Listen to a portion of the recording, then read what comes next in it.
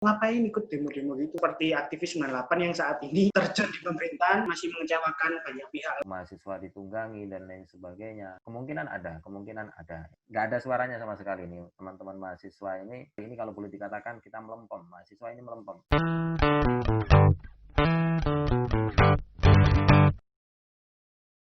Gini Pak, kalau menyikapi soal beberapa gerakan, waktu itu saya sempat dengar teman-teman saya itu, ya mungkin dari teknik Pak ya, yang demo-demo kan jarang. Beberapa teman itu sempat bilang, kamu ngapain ikut demo-demo gitu? Anggapannya mereka itu kayak demo-demo itu percuma gitu loh Pak. Nah, saya sebenarnya sangat kurang setuju dengan pernyataan tersebut, karena menurut saya gini, walaupun mungkin kita saat mahasiswa jadi istilahnya idealis Pak, idealis, dan nantinya mungkin besar banyak produk-produk demo, misal seperti aktivis 98 yang saat ini juga terjun di pemerintahan. Nah, kinerjanya juga mungkin bisa kita nilai ya mungkin kurang istilahnya masih mengecewakan banyak pihak lah. Nah, kalau menurut panjenengan dengan hal seperti itu pripun Pak nih? Karena kan memang mahasiswa menurut saya ya masih idealisnya pemikiran mahasiswa itu juga perlu didengar dari orang-orang istilahnya golongan dewasa. Memang konsekuensi dari idealisme itu berat ya. Beratnya di mana? Ya salah satunya contoh realnya mungkin teman-teman mahasiswa yaitu tadi yang kita ini demo atas nama orang-orang yang lemah, namun ada beberapa yang membisiki telinga kita buat apa kita demo dan lain sebagainya, mending kita ini belajar aja kan gitu kan, nanti biar kuliahnya cepat selesai kan gitu. Padahal nanti ketika kuliah lulus pun dia juga masih lontang lantung kan gitu kan. Ini terjadi. Kalau boleh saya mengatakan kemerdekaan yang mungkin hari ini yang saya miliki adalah idealisme ya. Meskipun itu berat, Mungkin pada saat mahasiswa kita masih bisa memperjuangkan yang namanya kata idealisme itu secara masif, ya bahkan kita ini punya kelompok kan gitu, punya tim, akhirnya kita kuat di sana. Namun ketika kita sudah di dalam dunia kerja, ya, itu idealisme ini benar-benar dipertaruhkan, ya benar-benar dipertaruhkan. Dalam artian ketika masih mahasiswa mungkin bisa kita jadikan bahan untuk latihan ya, latihan menjaga idealisme, latihan memperjuangkan idealisme dan sebagainya. Namun ketika sudah di dunia kerja, idealisme ini benar-benar menjadi pertaruhan. Makanya saya tadi mengatakan bahwasanya idealisme itu kita bertahan dengan idealisme kita itu resikonya besar. Tapi bagi saya tidak masalah. Kenapa tidak ada masalah? Karena itulah satu-satunya kemerdekaan yang harus tetap kita miliki. Karena memang kalau sudah di dunia kerja, sudah lihat yang hijau-hijau, ya itu banyak yang sudah tergadaikan. Makanya kalau teman-teman kalangan aktivis itu kadang lebih memilih dia itu punya pekerjaannya sendiri daripada harus ikut orang ya, karena dalam rangka menjaga idealismenya dia. Menyambung yang tadi bahwasanya mahasiswa ditunggangi dan lain sebagainya itu ya. Saya rasa kalau yang mungkin ada beberapa di antara mereka itu ada yang ditunggangi dan sebagainya, itu saya rasa kemungkinan ada.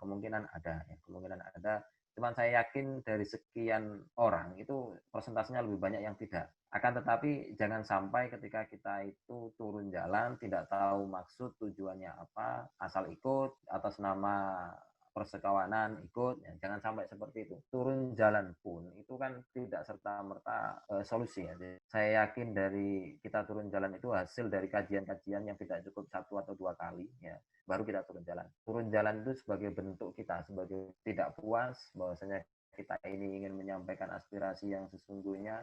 Kalau kita ini sudah menggadaikan idealisme kita ya, saya yakin kemerdekaan kita ini akan terbatas oleh kemerdekaan orang lain, dan bahkan mungkin kalau istilah merdeka itu ya apa istilahnya, kita ini sebenarnya juga tidak bisa merdeka sesuai dengan keinginan kita karena memang kita ini juga terbatas dengan kemerdekaan orang lain. Namun setidaknya untuk menjaga idealisme ya kita harus apa istilahnya, untuk menjaga kemerdekaan kita itu ya harus menjaga idealisme itu. Kawan-kawan belajar mulai dari mahasiswa ya sampai nanti akan terjun di dunia kerja pun harus tetap bisa menjaga idealisme itu, karena memang nggak usah takut dengan yang namanya apa istilahnya konsekuensi yang berat ya, nggak masalah selama itu kita bisa menjaga kemerdekaan yang ada dalam diri kita. Pak Afid sendiri setuju kalau sebenarnya demo sekarang itu masih relevan, Pak? Bukan nggak penting, Ya, sangat penting kalau menurut saya. Soalnya itu menurut saya bagian dari panggung demokrasi. Panggung demokrasi ketika saya dulu bicara PKN ya, itu merupakan sebuah bagian dari demokrasi. Tapi mungkin kalau menurut saya sendiri ada kalanya ketika kita melihat dari Tridharma perguruan tinggi, kalau menurut saya itu menurunkan sebuah urutan. Yang pertama kan istilahnya pendidikan dan pengajaran, penelitian, baru yang ketiga pengabdian kepada masyarakat. Nah, menurut saya itu adalah sebuah bentuk pengabdian kepada masyarakat seperti itu. Tapi di sisi lain memang kalau saya jujur disuruh milih ketika mungkin kelas dan demo, saya milih kelas dulu. Tetapi mungkin setelah kelas, nah pilihan yang selanjutnya adalah ya demo itu tadi, karena yang tidak ada yang salah dengan demo itu tadi, karena menurut saya itu merupakan bagian dari pengabdian kepada masyarakat dan istilahnya sebuah bentuk dari panggung demokrasi itu sendiri. Tetap penting. Kalau bagi Mujib kan urutan ya, Tridharma perguruan tinggi, ada pengajaran, pengabdian ya. Kalau saya sih melihatnya bukan sebagai urutan sih, jadi merupakan tiga entitas yang saling mendukung sih. Jadi semisal kalau dari aku ada kelas sama ada demo ya, tetap aku prioritasin di demo sih. Soalnya kan melihat urgensi yang penting dulu mana kan. Soalnya kan demo pun butuh masa kan. Nah, menurutku sih perlu ada partisipasi dari teman-teman mahasiswa. Misal kalau dari sendiri pun gak gerak ya gimana kan.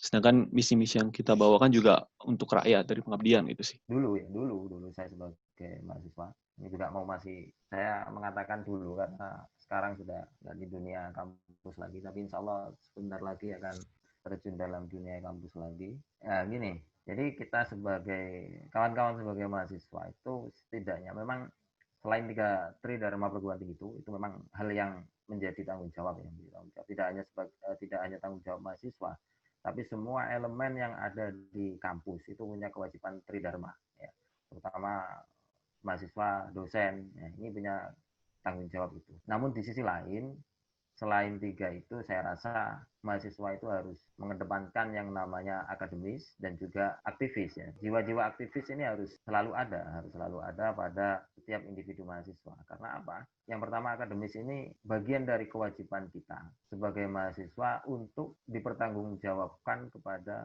orang tua. Itu kan yang paling utama kan itu, karena memang ini atas dasar orang tua, kita sekolah dibiayai orang tua dan sebagainya. Nah, sebagai bentuk pertanggungjawaban kita kepada orang tua, ya kita harus tuntas akademis kita. Makanya kita kuliah malah ditanggung jawab kepada diri kita. Itu yang pertama, tanggung jawab kepada orang tua. Jadi sebatas itu saya rasa. Akademis pokoknya selesai, kita terlepas dari yang namanya berapa nilainya, ya itu bukan urusan lagi. Yang penting intinya selesai. Bahasanya akademis ini setidaknya kita itu tuntas dalam belajar. Tuntas ukurannya apa? Selesai mendapatkan ijazah itu cukup. Saya rasa akademis ini tidak cukup kalau kita sebagai mahasiswa itu. Jadi perlu yang namanya sebuah gerakan yang kita namakan gerakan ini adalah aktivis. Dalam artian apa? Ini juga sebagai bagian dari kewajiban kita sebagai mahasiswa, bahwasanya mahasiswa ini sebagai apa istilahnya agent of control ya. Kita ini sebagai kontrol pemerintah, sebagai kontrol lingkungan sekitar kita ya. Kita ini mahasiswa ini punya sejarah panjang di bangsa kita. Bukan hanya hari ini, bahkan hari ini kalau boleh dikatakan kita melempem, mahasiswa ini melempem. Ya, mahasiswa ini sudah beberapa kali menurunkan yang namanya rezim, bahkan mengganti sebuah rezim, ya rezim orde baru ke orde lama. Ini peran mahasiswa yang luar biasa. Jadi benar yang dikatakan Mas Fadil tadi, bahwasanya misal demo itu ya itu bagian dari gerakan kita. Kita menyuarakan aspirasi. Nah, demo ini solusi terakhir. Demo ini solusi terakhir ketika kita itu tidak menemukan dari beberapa pertemuan, diskusi dan lain sebagainya, ketika tidak ketemu titik temunya, istilahnya kalau dalam sila 4 itu hanya musyawarah saja, ya tidak menemu titik mufakatnya, maka salah satu solusi terakhirnya ya harus turun jalan. Kalau harus turun jalan, kenapa tidak? Pelajaran udah kita tinggal, nggak penting. Karena memang urusan prioritas ya, urusan prioritas. Kalau memang pada saat itu prioritas kita harus turun jalan, pelajaran itu saya rasa bisa kita, kalau boleh saya mengatakan, saya dulu mungkin titip absen hanya atau datang di awal, habis itu izin demo saya pernah waktu itu. Ya datang, absen, izin ke dosennya, saya mau izin untuk ikut demo, dan alhamdulillah dipersilahkan karena memang dia juga latar belakangnya aktivis ya. Kalau latar belakangnya bukan aktivis, saya yakin juga saya mungkin nggak lulus juga gitu kan. Nah itu terjadi, makanya ini mungkin Mas Fadil ini aktivis juga, akademis juga, saya rasa lebih konkret lagi ini karena memang masih dunianya. Nah, ini mungkin PR yang hari ini yang teman-teman perlu difikirkan itu, ini kondisi pandemi seperti ini kita demonya ini agak susah, ya agak susah. Dalam artian kalau kita mau turun jalan ini gerakannya memang agak susah. Jadi perlu diformulasikan mungkin beberapa cara yang paling efektif untuk mengawal pemerintah ini, karena memang hari ini kalau kita lihat antara eksekutif dan legislatif ini klop banget ya, cocok banget. Kontrol dari DPR ya, dari legislatif itu saya rasa hari ini dengan menyikapi kondisi pandemi seperti ini kontrolnya ini berkurang. Bahkan terkesan legislatif ini ngikut eksekutif aja, pokoknya aman, pokoknya demi pandemi tuntas sudah. Gitu. Nggak ada suaranya sama sekali nih teman-teman mahasiswa ini, ya karena kondisi pandemi mau keluar, mau bergerombol juga nggak berani kan, karena nanti akan ya dan lain sebagainya. Banyak undang-undang, peraturan-peraturan yang disahkan tanpa sepengetahuan kita. Nah ini akhirnya kita tidak bisa mengawal, sehingga harapan besarnya coba di teman-teman mahasiswa bisa memformulasikan mungkin dengan audiensi-audiensi yang sekiranya itu efektif bisa dilakukan meskipun tanpa turun jalan, ya kenapa tidak. Terus menyangkut masalah keadilan tadi, Pak. Demo ini kan pasti banyak yang dirugikan juga, Pak. Misalnya macet, sampah di mana-mana. Itu kan kayak ibaratnya gini, Pak. Mahasiswa turun ke jalan untuk menyuarakan keadilan, tetapi juga merugikan atau merenggut keadilan orang lain. Itu gimana, Pak? Lagi-lagi kembali kepada yang namanya apa istilahnya perspektif tadi ya, perspektif tadi. Karena memang gini, demo ini memang bukan solusi ya. Demo ini memang bukan solusi. Namun kalau kita perlu demo, kenapa tidak? Intinya gini, jadi bahwasanya kita itu bahkan sekarang ini kalau kita mau demo itu kan harus izin dulu itu kepolisian dan lain sebagainya kan gitu kan. Nah ini saya rasa kemacetan dan lain sebagainya itu sebenarnya sudah bisa di apa istilahnya sudah bisa ditata. Kalaupun toh terjadi kemacetan, saya yakin itu sudah dipertimbangkan oleh apa pihak-pihak yang mungkin sudah kita mintai izin dan lain sebagainya kan gitu. Bukan terus kita nanti menimbulkan kemacetan terus kita ini tidak demo ya. Bukan seperti itu. Demo itu menjadi bagian dari solusi. Makanya apa istilahnya mau tidak mau semua pihak harus terlibat, semua pihak harus ikut serta di apa istilahnya harus ikut berpartisipasi di era saat ini. Nah, seperti itu. Jadi kalau kita pertimbangannya hanya macet dan lain sebagainya, ya itu lumrah aja sih, biasa aja saya rasa. Nggak ada masalah. Selama tidak sampai urusan nyawa dan lain sebagainya. Meskipun nanti kemungkinan juga akan terjadi arahnya ke sana juga. Cuman ini kan selalu kita minimalisir, kita organisir karena demo juga tidak asal bergerak ya, tapi semua itu terkoordinasikan dengan baik, ada koordinatornya juga, sehingga saya rasa gerakan-gerakan seperti itu bisa dipertanggungjawabkan. Berarti intinya memprioritaskan musyawarah dulu baru turun ke jalan, Pak ya? Nah, benar. Perspektif Bapak terhadap pemimpin yang gagal sama enggak itu gimana, Pak? Pada prinsipnya kemarin juga sudah saya sampaikan bahwasanya pemimpin itu ya, seorang pemimpin itu harus kita ini punya yang namanya Pancasila, punya apa istilahnya janji-janji kemerdekaan. Nah ini yang harus menjadi tolak ukur kita, bahwasanya ketika kita ini sudah berbicara terkait bangsa terutama Indonesia ini ya harus berdasar sama nilai-nilai Pancasila, jangan berdasar sama ideologi-ideologi yang lain. Pemimpin yang gagal dan tidak yang gagal itu ya selama dia ini memimpin sudah tidak sesuai dengan koridor yang ada dalam Pancasila maupun Undang-Undang Dasar, itulah pemimpin yang gagal, pemimpin yang tidak mampu apa istilahnya menafsirkan Pancasila secara baik dan benar. Menafsirkannya dalam bentuk apa ya, dalam sebuah program-program, dalam sebuah kebijakan-kebijakan yang dihasilkan tersebut. Nah, itu pemimpin yang gagal. Pemimpin yang benar ya kalau di Indonesia ya harus sesuai dengan nilai-nilai Pancasila, harus sesuai dengan Undang-Undang Dasar ataupun aturan-aturan yang berlaku di negara kita. Itu secara prinsip umumnya seperti itu. Dan saya yakin ketika pemimpin itu mengedepankan nilai-nilai Pancasila, konflik itu akan kecil. Sehingga kita ini tidak mungkin kita ini tanpa konflik, tetap ada yang namanya konflik, tetap pro kontra itu sudah wajar. Kalau katanya Ahok itu selama 50 plus 1 ya kita masih menang kan gitu kan, meskipun hanya plusnya 1 gitu kan. Nah, selama kalau kita menang meskipun menangnya 5 plus 1 ya kan menang. Ya, intinya di sana. Jadi kalau dalam setiap kebijakan ada yang pro dan kontra nggak ada masalah. Jadi kita itu perlu yang namanya agar menjadi seorang pemimpin yang tidak gagal ya, dalam artian yang menjadi pemimpin yang visioner dalam artian apa ya, visi-visi kita harus sesuai dengan nilai-nilai Pancasila, sesuai dengan Undang-Undang Dasar. Nah itu yang paling penting. Jadi merujuknya harus sesuai pada aturan-aturan itu, tidak boleh kita keluar dari tatanan Pancasila dan Undang-Undang Dasar. Tapi kalau ngomongin soal Pancasila ini, Pak ya, buktinya pemimpin kita sekarang memperdebatkan Pancasila, Pak. Seperti misalnya RUU HIP kemarin, Pak, tuh. Seakan-akan 5 poin Pancasila itu masih bisa dikerucutkan menurut mereka. Itu bagaimana, Pak? Ya, asal muasalnya memang seperti ini. Bahwasanya konsep dasarnya adalah gotong royong ya. Konsep dasarnya adalah gotong royong. Dalam artian gotong royong ini apa? Kok menjadi sebuah konsep dasar, akhirnya kita menjadi Pancasila. Kalau yang rame ini kan Pancasila menjadi Ekasila dan sebagainya itu kan, dan akhirnya menjadi gotong royong kan. Ini terbalik ya, terbalik. Konsep berpikirnya saya rasa terbalik. Kenapa? Karena memang gotong royong ini sebagai sebuah karakter utama bangsa Indonesia. Ya, karakter utama bangsa Indonesia. Sehingga kalau Pancasila terus dikerucutkan jadi Trisila, Ekasila itu kurang benar ya. Karena kalau kita lihat dari apa istilahnya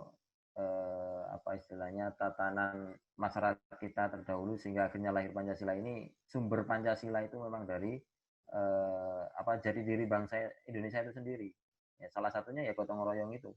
Ya, sehingga prinsip gotong royong inilah yang akhirnya melahirkan yang namanya sila pertama, ketuhanan yang Maha Esa, kemanusiaan yang adil dan beradab, kerakyatan persatuan Indonesia, kerakyatannya dipimpin oleh hikmat, kebijaksanaan, keadilan sosial. Nah, ini lahirnya tidak serta-merta seperti itu, tapi apa istilahnya jati diri bangsa ini yang suka gotong royong, guyup rukun, nah boleh dikatakan itu, akhirnya lahirlah yang namanya Pancasila tersebut.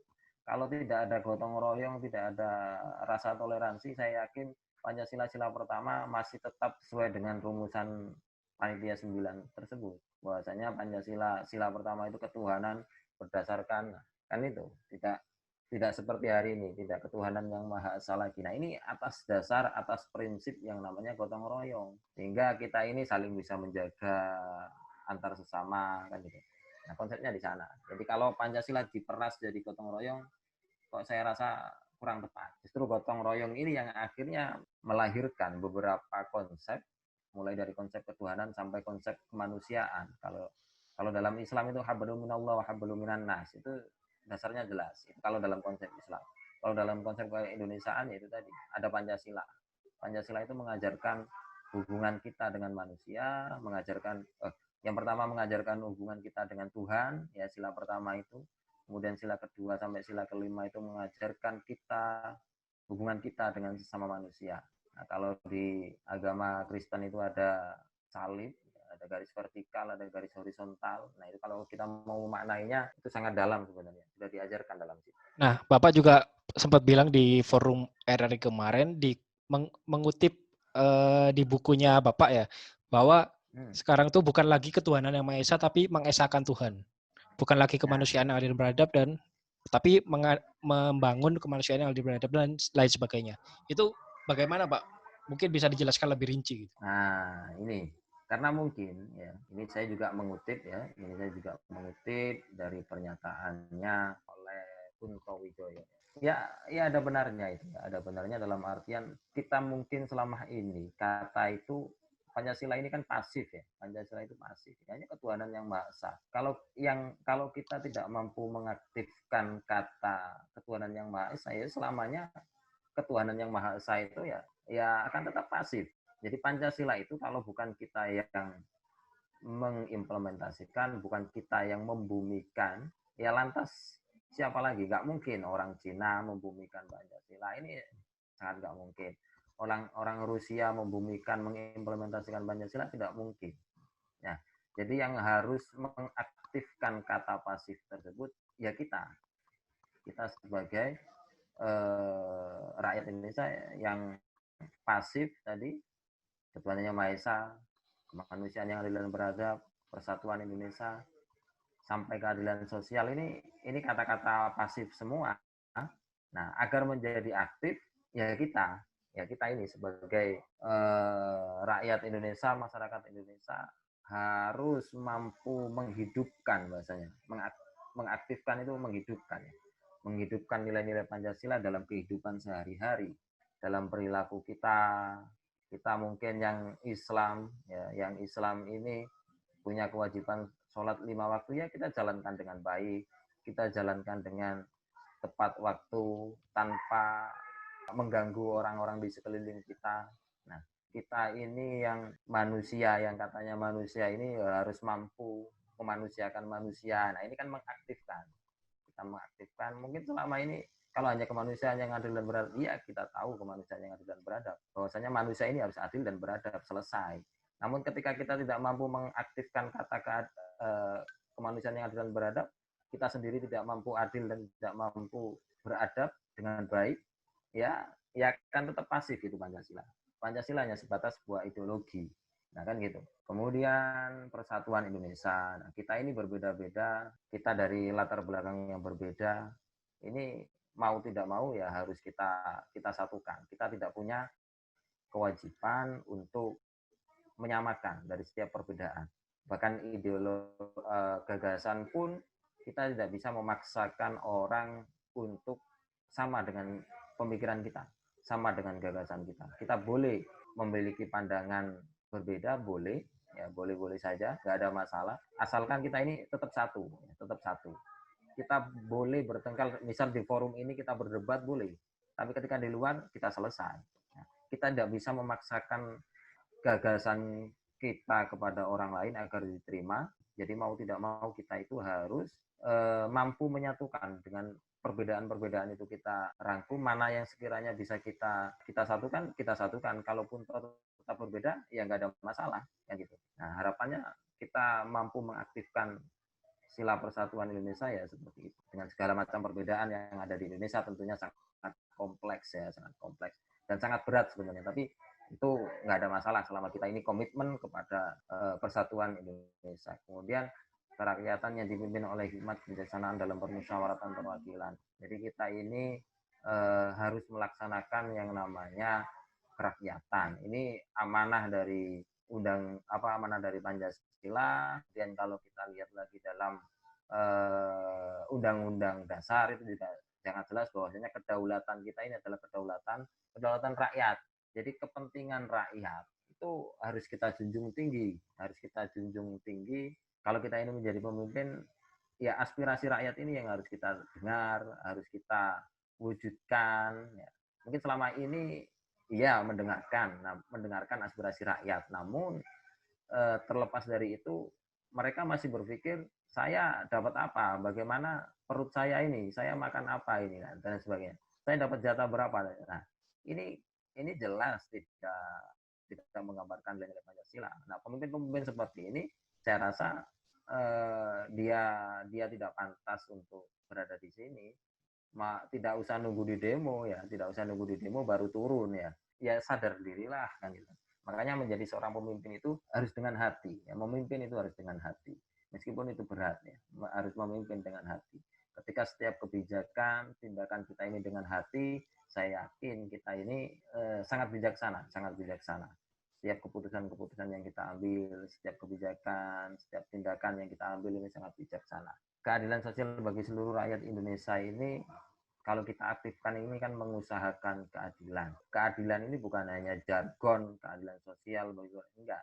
Tapi kita usahakan, meskipun hari ini Indonesia belum mengalami pemerataan pembangunan, Tapi ini selalu diusahakan, selalu diusahakan, selalu diusahakan. Ini sebagai wujud dari yang namanya mengusahakan keadilan sosial, mengaktifkan keadilan sosial bagi seluruh rakyat Indonesia menjadi kita usahakan keadilan ini meskipun tadi di awal kita bahas banyak yang belum puas, banyak yang apa istilahnya merasa belum terpenuhi hajat hidupnya. Nah, ini wajar ya, wajar semua.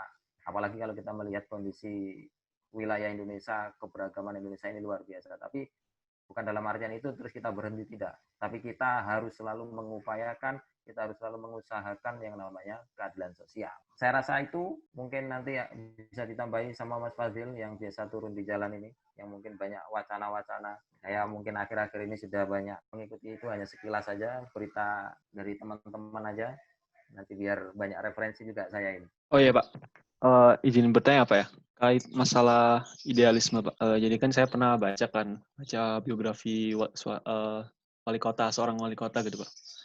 Di dalam bukunya beliau kayak menyatakan gitu, ketika kita sudah masuk suatu di pekerjaan atau jabatan politik gitu ya, beliau ini bilang kalau kita mesti harus ada batas-batas kompromi tertentu gitu Pak. Apakah itu realitasnya atau bagaimana Pak? Jadi ketika kita sewaktu menjadi mahasiswa kan ada punya idealisme tertentu ya Pak ya. Dan ketika sudah masuk dunia kerja, kita bakal luntur gitu Pak. Dikarenakan adanya lingkungan yang tidak sportif gitu Pak. Jadi apakah kita perlu punya batas-batas kompromi tertentu gitu Pak? Ini biasanya saya lakukan sama teman-teman. Kebetulan saya juga sama teman-teman bergerak di dunia konsultan hukum maupun yang lainnya. Batas kompromi itu ada ya. Ada dalam artian ini kita berikan selama berpihak kepada rakyat tentunya. Makanya saya tadi juga mengajak kepada teman-teman kita ini yang insya Allah baik-baik ini harus terlibat di sana. Jangan angkat tangan kemudian hanya mampu memberikan kritikan saja. Ya, kita ini ya yang pernah bergerak di dunia aktivis ya, saya yakin kita ini satu nafas yang sama, yaitu nafas perjuangan, nafas perlawanan bagi kaum-kaum atas ya. Kita ini satu nafas memberikan dukungan, memberikan keberpihakan kepada kaum-kaum marginal kan gitu. Ayo kita terlibat lebih dalam lagi kursi-kursi kebijakan ya. Entah kalaupun toh tidak harus jadi eksekutif, legislatif, yudikatif, paling tidak kita ini sebagai pembisik-pembisik yang baik, ya, pembisik-pembisik yang baik. Sehingga ketika kita itu atas nama rakyat, ya, dalam hal ini adalah rakyat Indonesia, ini harus kita jaga betul. Nah, ini makanya saya sama teman-teman ketika ada di dalam dunia konsultan ini, selama ini komprominya ini atas nama rakyat, ini akan selalu kita apa istilahnya kita pupuk, kita dukung mereka-mereka. Namun ketika tidak, kita kan meskipun tidak mengambil sebuah kebijakan, tapi setidaknya kita ini memperjuangkan kaum-kaum marginal tersebut. Itu sebuah kebanggaan tersendiri kalau bagi saya. Apalagi sampai ini disetujui oleh mereka-mereka yang memiliki kewenangan untuk memutuskan sebuah kebijakan. Makanya saya sama teman-teman itu ketika ini kebijakannya pro kepada orang kaya bahasanya. Kalau boleh dikatakan kita peras betul mereka. Kita peras dalam artian apa? Ya intinya mereka jangan sampai untung gitu. Yang tentunya keuntungan mereka yang jelas merugikan orang-orang marginal kan itu. Nah, kita sebagai salah satu konsultannya, paling tidak kita itu memberikan stimulan-stimulan yang itu menguntungkan. Paling tidak kita ini, apalagi kalau kita terjun di dunia konsultan, ini sangat menguntungkan bagi kita. Kita ini bisa memberikan masukan-masukan yang positif, ya, memberikan bisikan-bisikan bahasanya itu yang positif, yang tentunya untuk memperjuangkan kaum-kaum marginal ya, kaum-kaum marginal, kaum-kaum bawah. Meskipun kita tidak bisa mengambil kebijakan, tapi paling tidak kita ini memberikan stimulan-stimulan itu kepada mereka-mereka itu. Komprominya di luar batas normal ya, di luar batas normal, bahkan ini lebih menguntungkan kepada orang-orang kaya, ya saya rasa ini tidak perlu ada kompromi lagi. Tidak perlu kita perjuangkan, bahkan job itu kalau bisa kita tidak ambil job. Tapi kalau kita lepas tangan, tidak kita ambil, kita juga resiko tidak bisa memperjuangkan mereka.